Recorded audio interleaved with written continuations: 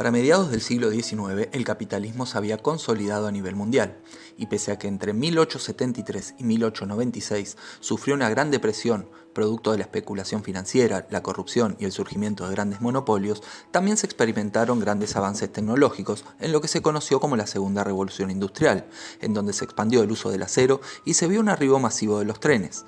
Mientras tanto, la educación empezaba a llegar a cada vez más personas y las mejoras en salud alargaban las expectativas de vida, haciendo parecer que el capitalismo era sin dudas el camino hacia la felicidad del ser humano.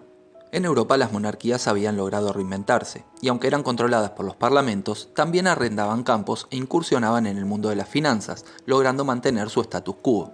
El resto de la sociedad también se reconfiguraba con la expansión industrial y el surgimiento de las metrópolis.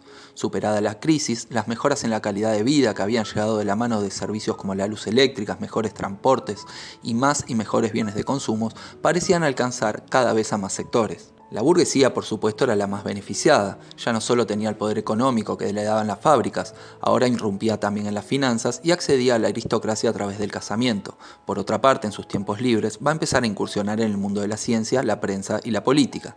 Las clases medias, por su parte, crecían de la mano de la necesidad de nuevos empleos técnicos y de servicio y aspiraban con ansias al modo de vida burgués.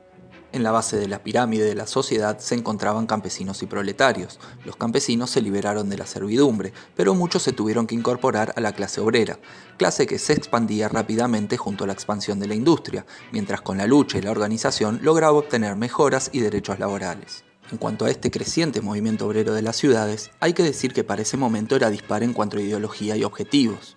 Quizás pueda decirse que la lucha por las 8 horas de trabajo, recordemos que se llegaban a trabajar hasta más de 14 horas diarias, era lo que más lo unificaba, pero los métodos y los objetivos finales de esta clase social eran disímiles. Por un lado, los unían la pertenencia a una clase que dependía de la venta de su fuerza de trabajo, pero por otra había obreros más o menos calificados y los separaban muchas veces cuestiones de género, nacionalidad y religión. Así iban surgiendo entre las filas obreras los ideales socialistas, anarquistas y sindicalistas, siendo estos últimos los que tomaban mayor fuerza ante la resistencia del capitalismo, que contaba con las fuerzas represivas del Estado para disolver las manifestaciones y huelgas.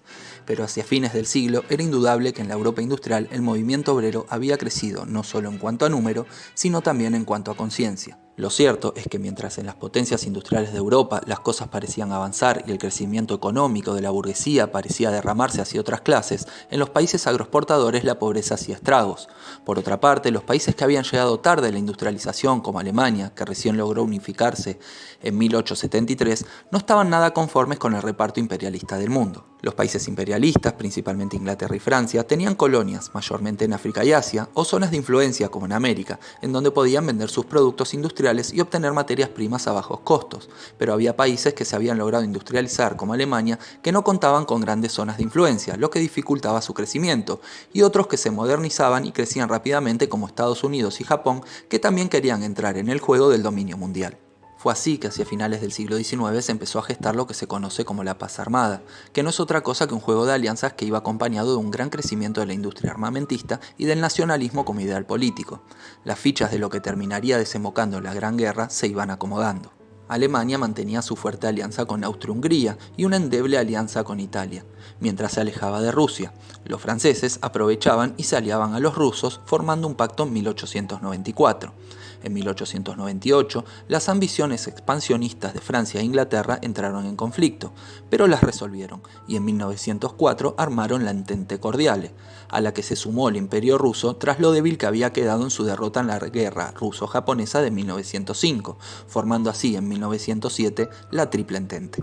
Esta débil paz se va a romper en 1914 con la Primera Guerra Mundial, y la idea del capitalismo como camino hacia la felicidad de la humanidad encontrará un acérrimo enemigo en la Revolución Rusa de 1917, pero eso es tema para otro video.